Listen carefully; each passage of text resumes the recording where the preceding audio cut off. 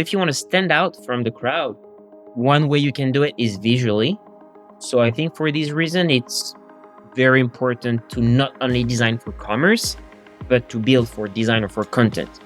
And I don't think they're mutually exclusive. I think you can do both. I think it's important to have a website that functions well, that's going to be extremely efficient. But I think it should also, from a design perspective, be beautiful. Welcome to the Ecommerce Toolbox Expert Perspectives, a podcast by Noibu, where we explore the elite strategies and cutting-edge insights with our expert guests. Get ready to propel your e-commerce business to the next level. Welcome to another episode of the Ecommerce Toolbox Expert's Perspective. Joining us today, we have someone who worked for multiple years at the brand level in high fashion. Him and I actually know each other from a few years ago when we used to work together when Adrien was at the Webster. But now he's the CEO and founder of FAV Solution, which is a market leader in Shopify implementations, building and maintenance of websites. So welcome today, Adrien. Really excited to have you on. Thank you so much, Kailin, for having me today. Excited to be here with you. Cool. I always like to start off by learning a bit more about your background. Obviously, we hear that famous, very suave Parisian accent. I mentioned a bit about your time at the Webster. Why don't you take us a bit through your career journey and how you ended up in the States, Miami, and running your own agency? Sure. So I'm French. I'm an engineer by training, and I moved to the US for the Webster back in 2016, end of 2015, beginning of 2016. The interesting thing is I took a detour in my career between 2013 and 2016, where I pursue my passion, which is photography. And when the Webster hired me, was to build and run their photo studio. After a year, and when that project was on rail, the CEO offered me to take on the entire e-commerce team and to help them build their digital strategy, which was a bit bigger than just e-commerce. It was e-commerce and marketplaces and some omnichannel activities. I took on that challenge. It was amazing, hard, rewarding. And one of the biggest challenges that I had in that position was finding good developers to help me build my product. And that's what led me to start FAV Solution later on. So I had that sort of parenthesis in my career, which was photography, which led me back to e-commerce and development, which was what I had initially studied. I love that. You never know what you're going to get in life sometimes. Like you mentioned, now you're obviously running a super successful digital agency. So really, really love that journey. First question, obviously you've done a lot of digital strategy work now in your agency, but also prior at the Webster. How do you see brands looking to choose the right CMS? Like, what should everyone be in consideration for when they're looking at bringing in a platform or a CMS? That's an excellent question. And I think that's one that any head of digital or VP or someone in charge of digital will have at some point. To me, the most important part is to define precisely your requirements. What are you trying to achieve? What are you doing on your website? Who is your audience? And when you lay that down, then you can choose the right one. More specifically, what should you think about when thinking about your requirements? Let's start with one that is not important. Back in the days, ease of use was a big one. I don't think it's relevant today anymore. I think every CMS is pretty user-friendly, and anybody with some sort of technical background can get very familiar with any CMS. So let's focus on the other ones. Scalability. How big is your business today? How long are you investing in that CMS for? And where do you want it to take you? What level of customization and flexibility would you like to have within that CMS? Do you want something that is fairly static but has the absolute best performance? Or on the other hand, do you want a CMS on which you'll be independent and that you'll be able to customize yourself? Integrations, I think, are extremely important too. What is your tech ecosystem? Are you a retailer with physical locations? Therefore, POS is going to be an important topic. So how well will that CMS integrate with POS so that you can have a true omnichannel experience? Integrations with your ERP, integrations with your WMS. I'm thinking integrations are a big one. And then maybe another one would be how widespread the CMS is, like how many brands, merchant companies are using it. And therefore, how big is the community who can support you? Because if you go with the big CMS, then you'll find thousands of developers who can support you. And should you not be happy with the one you're working on, you can find another one. If you want to hire someone, it will be easy because there are many people with that knowledge. So that's something to consider. And I would say the last point would be in regards to the total cost of ownership. So what does the license cost? Are there hosting costs? What are the maintenance expense?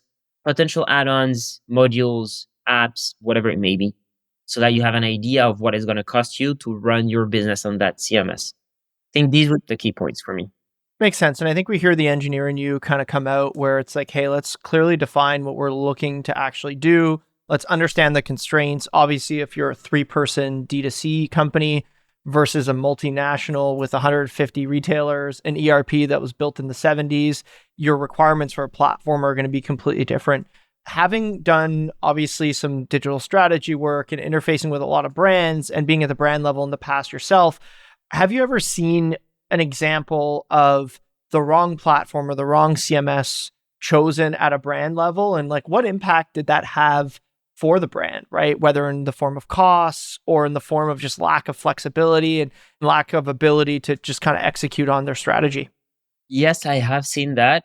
And I would say that the scalability, which was, I think, my first point, and integrations are the most frequent cases where you pick the wrong one. Typically, in terms of scalability, if you pick the wrong one, or let's say you're growing faster than expected, then the cost on the brand is that you have to rebuild earlier than you would thought. And that has a financial cost, but that also has an indirect cost, which is it's going to keep your team busy on something that you did recently. You have to do it all over again, and they are not going to work on something else.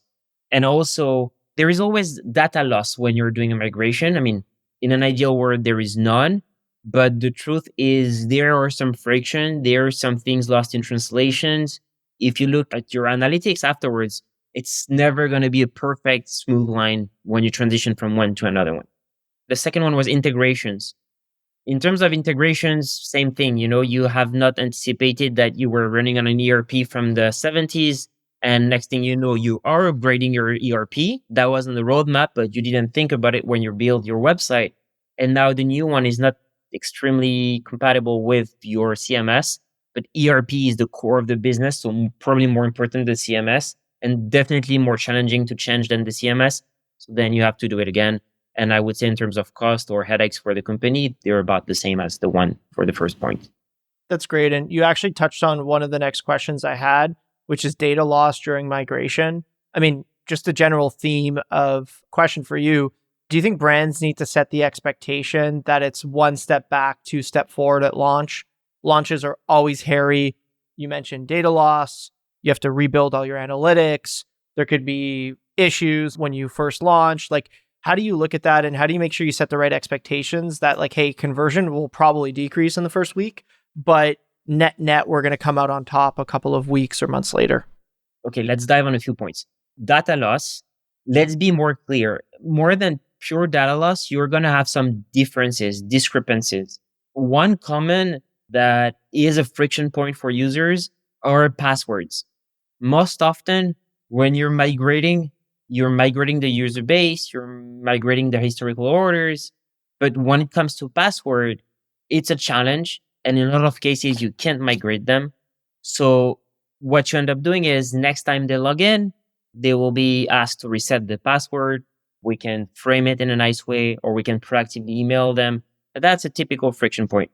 In terms of SEO, also, if you prepare things right, you have a redirection plan and you're organizing everything with your redirects and stuff, but there will probably be a dip. And the most important thing is to be well prepared and also to have as many eyes as possible on the website when you relaunch, and to take some very quick corrective measures, meaning that you have some reports running in analytics that will resurface any potential 404s. You run spider crawl on your new website to identify any broken links. and you fix them. And I think that with the right tools and with eyes on the website, you can fix almost everything that is wrong in a few days or in a few weeks. And you can minimize that dip, and you can very soon be in the ROI positive territory when it comes to that migration or that rebuild or that redesign. Actually, I just want to say one more thing here. I think it's important not to do too many things at once. So my advice when brand can afford it is to do a rebuild or a replatform only, meaning not a redesign at the same time. I think it's good to just modify one parameter. So, okay, we're going to change the CMS, we're going to change the backend, we're going to improve the performance, but we're going to keep the same front end. And from there, when we know that we're stable and that SEO wise and everything is perfect, then we start doing iterations on the design, and you can do true conversion rate optimization, because if you're changing too many parameters at once, you don't know what's working, what's not. And next thing you know, the revenue or the conversion rate is tanking after the migration. If you did a redesign at the same time, you don't know what's really affecting it. I'm so happy you brought that up, because logically, and I've been in the room where people are planning these things and they go, well, why would we spend all this money to do a rewrite and make it look the same? Why not do both things at the same time? Which, by the way, sounds quite logical. To your point, and this is something I always advise our teams, if you change two things at once, you don't know what's broken. If you change the way that, for all intents and purposes, for the way that you sell, which could be through design and aesthetics, and you change the how you sell at the same time and it goes sideways, you actually don't know what the issue is. And it's a really, really, really good point. And it might be a bit counterintuitive, because then they might have to go redo all the design work.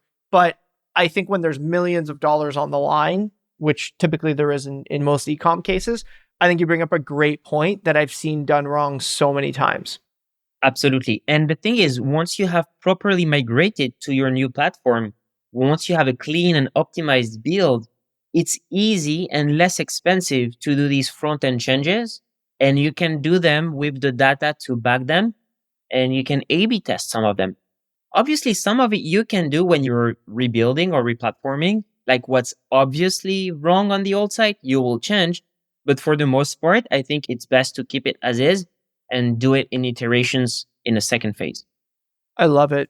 You mentioned visual and aesthetics. So I think we've seen brands like Walmart and Amazon that obviously haven't prioritized. There's nothing wrong with their websites. They're functional, they work, but they haven't really optimized kind of for design, we'll call it, right?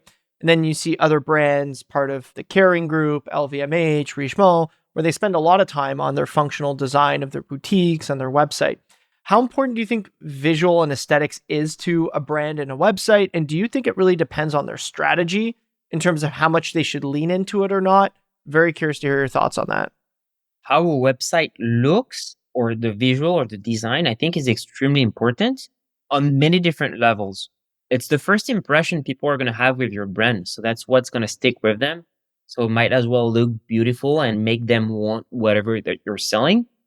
In terms of user experience, something that is looking nice, that is easy to use, will naturally translate into more sales. This goes a bit with my first point, but you're also building a community around your brand. You want people to buy once, but you want them to buy again. You want to be part of your community. And that is something you will achieve with building or designing for content more than purely for commerce. And I think finally, it's going to give you a competitive edge. The market is quite crowded. There are less and less barriers to start an e-commerce business. So if you want to stand out from the crowd, one way you can do it is visually. So I think for this reason, it's very important to not only design for commerce, but to build for design or for content. And I don't think they're mutually exclusive. I think you can do both. I think it's important to have a website that functions well, that's going to be extremely efficient. But I think it should also, from a design perspective, be beautiful. And just building on that, I think a lot of what you're saying is it really comes down back to the individual brands, like the retailer or the brand, what they're actually trying to accomplish. How do you explain the difference between really a site that's optimized for content for a retailer or a brand versus something that's optimized for commerce? How do you make that distinction when you're coming up with design? and aesthetic plans, and very curious how you look at that, because I think everyone always says brands number one and aesthetics is number one, but then their bonuses are based on commerce goals. So I'm curious how you look at that, and yeah, very curious. How we look at it or how we define it, I think it's based on the metrics and KPIs the brand are going to be monitoring.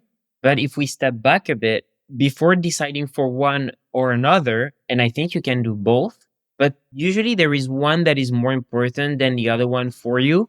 Typically, your price point can influence which one you're going for, but what are the goals? When you're building for content, your goal is to increase your audience, make sure you have a really engaged community. So some KPIs that you're going to be looking at are how big your audience is, growing your email database, growing your subscribers and followers, and growing their engagement. Not only having a big community, but having high open rates, having a lot of likes and shares, and trying to get them engaged by encouraging interactions and seeking feedbacks from them.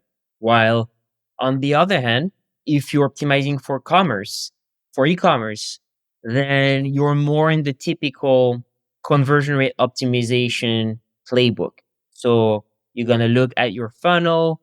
You're going to look at where people are landing on the site. Are they visiting your collection pages? Are they going to your product pages? Are they adding to cart? Are they checking out? Understanding where you have friction points. And then you'll want to optimize there. But going back to what we said earlier in the conversation, I think important to do it with data to back it, and important to do it in small iterations and not too many things at once. And if we're talking KPIs for optimizing for commerce, I don't think conversion rate as a whole is the only metric. And I don't think you can only look at conversion rate. It doesn't mean much by itself. You want to look at your average order value. You want to look at your customer lifetime value. You want to look at your return on ad spend. And when talking about conversion rate, I think it's important to look at it from an acquisition channel perspective. Because quite often, the brand call me, conversion rate is tanking today, what's going on? And then I start diving a bit. First thing I will do is make sure everything's okay on the site, place an order. Okay, it goes through. Now I can look at the analytics. And then I'll notice they just launch a campaign on Meta or on a TikTok, which are typically higher in the funnel, going to drive awareness, down the line some customers, but instantly what it does, it's driving traffic up, which does not translate immediately into sales. That makes sense. And I think the prudence and the financial discipline that we're seeing in D2C brands in this year is probably a good example of what's to come for the next couple of years. So obviously everyone's watching conversion rates like a hawk. So as we look to really wrap up towards the end of this conversation, obviously really, really great insights so far. Adrien, from you, I'm very curious to learn, what do you think some of the top challenges are for D2C brands this year, and any broad stroke pieces of advice on how they could overcome them? Obviously, the big challenge this year that started sort of last year is now brands are being asked by investors or founders or potential acquirers to generate growth while being profitable. While for a very long time, everybody was focused on the growth on the top line and not really on the bottom line. And it's quite challenging to achieve both at the same time. And my advice for that is to look at the data and never take a decision based on your intuition or solely on your intuition or doing something because somebody else is doing it. I think that's the number one mistake I'm seeing is, oh, I saw this on that website. I want that on my website. But does that apply to your brand? Does that apply to your product? Does that resonate with your audience? I think you should always ask yourself these questions. You should always look for the data to make a decision or test something before you decide to roll it out to everybody. And I think when you're cautious and where you're trying to do things with stronger argument than just, I think it looks nice or I saw it there, then you're putting yourself and your brand in a better position for success. That's awesome. Very, very wise words. Appreciate your time today, Adrien. Very excited to listen back on this episode. And if anyone wants to get a hold of you, LinkedIn, FAV Solution, FAV, how's the best? Email, LinkedIn, what do you prefer? LinkedIn is great. Email is great. Adrien, it's Adrien Lein at favsolution.com. FAV Solution is FAV Solution.com. Awesome. Thanks again. We'll see you soon. Thank you so much. The e-commerce toolbox Expert Perspectives is brought to you by Noibu. To find out more about Noibu and how we can help you debug your e-commerce site and rocket your revenue, visit www.noibu.com. That's Noibu.com. And then make sure to search for the e-commerce toolbox Expert Perspectives on Apple Podcasts, Spotify, Google Podcasts, or anywhere else podcasts are found, and click subscribe so you don't miss out on any future episodes. On behalf of the team here at Noibu, thanks for listening.